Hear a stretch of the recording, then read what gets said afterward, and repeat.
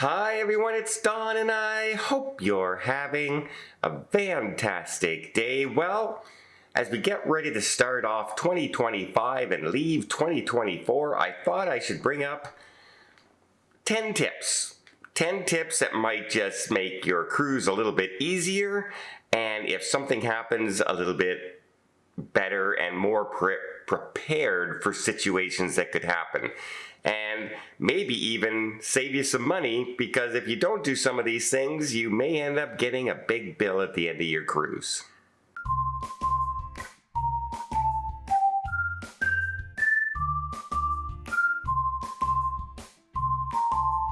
So first off, let's talk about some little extra easy to remember tips that make, mistakes that I've done in the past. And I'm sure hundreds of thousands of people have done this mistake as well. I'm so used to sailing with Princess, and you have the wristband and the medallion, and it's on you all the time, right? If you have the watch, it's always on you, and you just go in your room and out.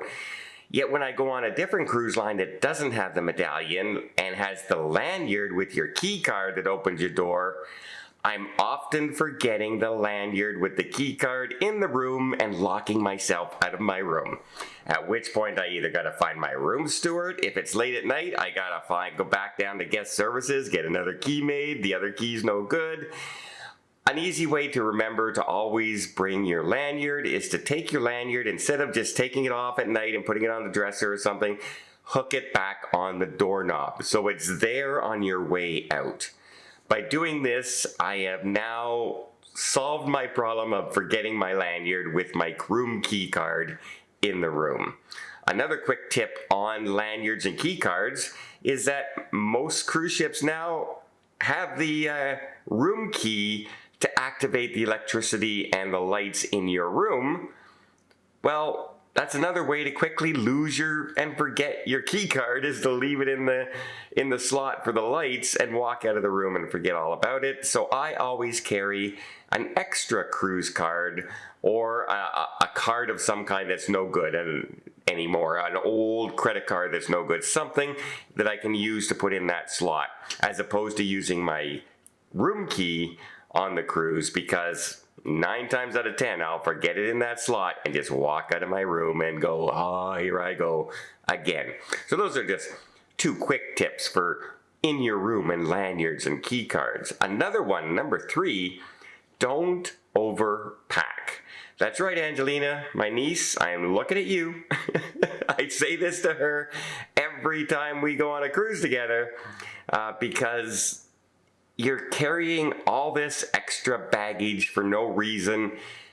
I know it's hard on your first or second cruise to figure that out, but if you've been cruising for a while, you tend to know exactly what you need and what you don't. Yet some people still overpack. I know people who travel with 9 different pairs of shoes for a 7-day cruise. That's a lot of packing. That's a lot of luggage to lug around and carry with you on your trip. You'll find it so much more relaxing if you have less luggage to carry around with you and worry about perhaps going missing on your flight there, etc. It just makes so much easier if you pack only what you need.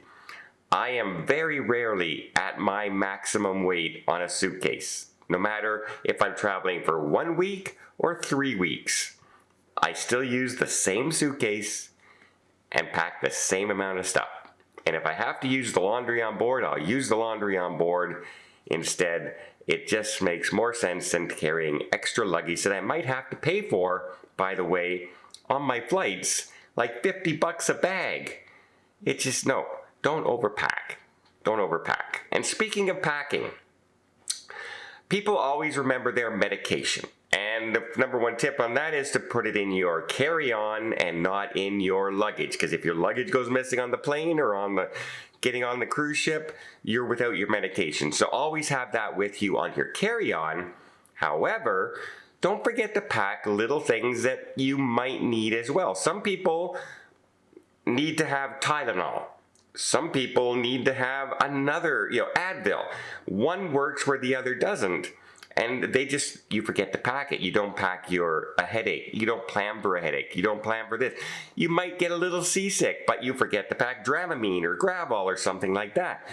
Don't forget the little casual medications that you take on a daily basis or a weekly or a monthly that you might need sometimes.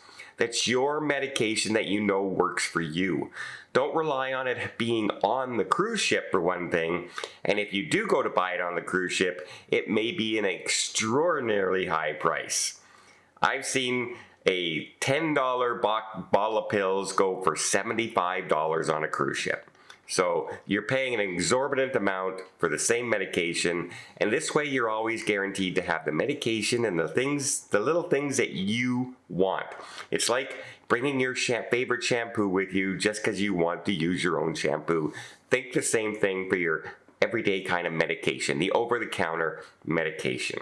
Now, when you get on the cruise ships, 9 times out of 10 people head where? The buffet for lunch.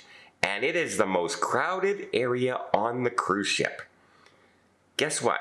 They have other areas to eat. There's the pool deck up on top. They have the hamburger places, the pizza places, the taco places, all up. There are main dining restaurants open at lunch on the cruise ships as well. You can go and eat there. Far less crowded.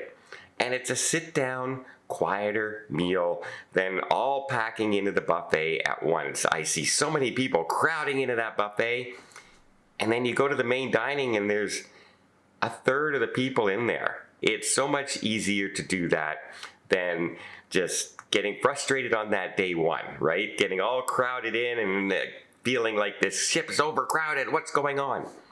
That's because everyone goes to the same spot, and you don't really need to. Next, if you're on a cruise line that you have to book things like your entertainment and your dining when you get on board, say you've booked a package with 5 specialty dining, well, you need to book that the minute you get on the ship. And the same thing for the entertainment. You're going to see Royal Caribbean, you're going on the Allure of the Seas, you want to see Mamma Mia, you've got to book when you're going to see that show.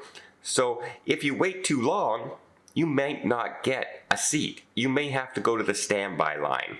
So do those things the minute you get on the ship. If you have to make a reservation of any kind, do it right away. Also, if you want to do a chef's table, some cruise lines like Princess, you have to book that on board. You have to put your name on a waiting list the minute you get on board. They sometimes don't even know how many chef's tables they're going to do on, say, a 7-day sailing. They may do 3, they may do 2. This way, you get your name in right away and you have your best chance of getting into the chef's table. So any reservations like that, make sure you do it right away the minute you get on the cruise ship. Next, a money-saving tip. I don't know how many times I have to say this one. Airplane mode. Put your phone on airplane mode. If you have to make calls and everything, maybe have Skype or internet calling on your phone. If you have the Wi-Fi package and everything on the cruise ship, that doesn't cost you any extra money. However, if you leave your phone off of airplane mode and it hooks up to a satellite when you're traveling from one island to another or across the ocean, all of a sudden you get home and you could have a $2,000 roaming charge on your phone because you forgot to switch it to airplane mode. So please remember to do that. Also, let's talk about tipping. I'm all for tipping people. I tip my room steward all the time. I always tip for good service. I tip taxi drivers. I tip the shore excursion people.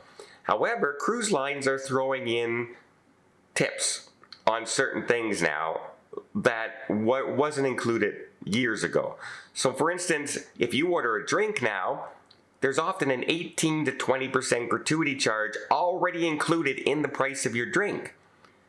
So why are you tipping more? You see what I'm pointing? Also in the spa, I recently noticed when I went to the spa, there was a 24% gratuity charge on there.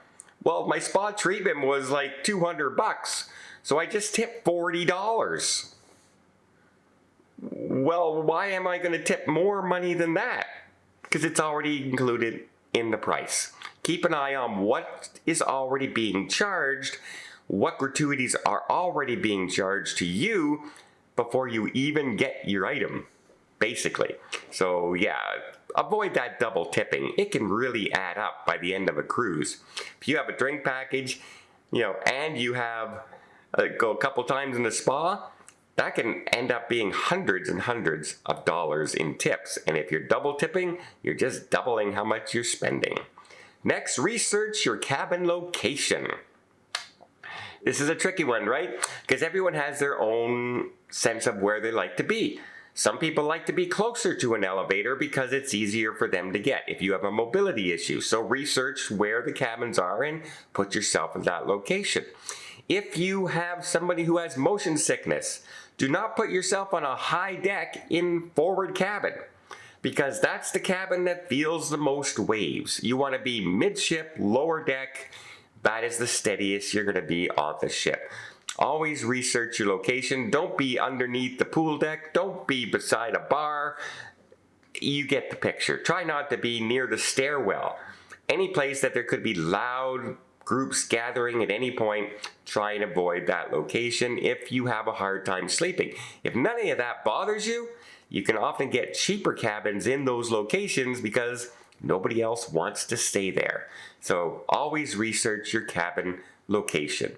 And finally, let's talk about going ashore, what you should be carrying with you. First of all, never carry your actual passport with you. I recently went on a cruise and we were lined up to get back on the ship, and I saw this family with 4 kids and they had 6 passports with them. If somebody would have stole their passports or laid them, that's 6 lost passports that they have no copies of, no nothing. You don't need to go ashore with your passport. Any kind of government ID, but take a photocopy of your passport with you just in case something happens. Not because you need to have your passport ashore. You generally don't need your passport at all when you're going ashore, as long as you have some kind of government ID and your cruise card. Also, carry the ship contact information. If your car breaks down, your taxi breaks down, your shore excursion breaks down, something happens, you can't get back to the ship, you're going to be 10 minutes late, and you want to call in and let them know, who are you going to call? It's good to have the ship contact information. You can get that right there at the ship. When you're there, you can talk to people getting off the ship, the security, you can go to customer service, you can get it basically anywhere on the ship. And always travel with a copy of your cruise insurance, your travel insurance. Doesn't have a lot of good having travel insurance and not knowing who to call or contact if somebody just got hit in your party by a moped and has being rushed to hospital and you don't know who to call and contact, and all the information's on the ship. Keep that with you at all times. So, government ID, copy of your passport, ship information if something happens, and your insurance information is really important to carry with you when you're ashore and off the cruise ship. Well, those are some quick tips going into 2025. I hope you liked this video. If you did, please give it a thumbs up. Want to see more tips, more tricks, more travel vlogs from around the world? Hit that subscribe button. Until next time, have yourself a safe and a great vacation.